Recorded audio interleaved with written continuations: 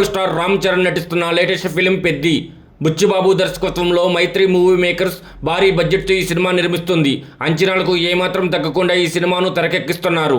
ఉత్తరాంధ్ర నేపథ్యంలో village sports డ్రామాగా Peddi రూపొందిస్తుంది. క్రికెట్తో పాటు ఎమోషన్ ఈ సినిమాలో చిత్రంలో హైలైట్గా నిలుస్తుందని చిత్ర యూనిట్ చెబుతుంది.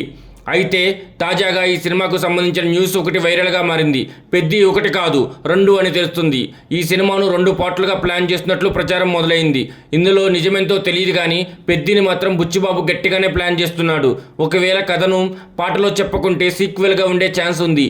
లేదంటే ఒక్క భాగంతోనే సెన్సేషన్ క్రియేట్ చేస్తుందని ఇప్పటికే ఫస్ట్ షాట్తో చెప్పేశాడు బుచ్చిబాబు.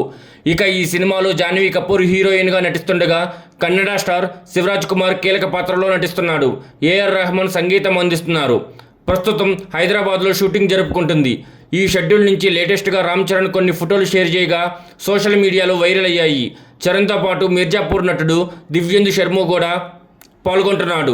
భారీ యాక్షన్ సీక్వెన్స్తో పాటు కీలక సన్నివేశాలను చిత్రీకరిస్తున్నారు.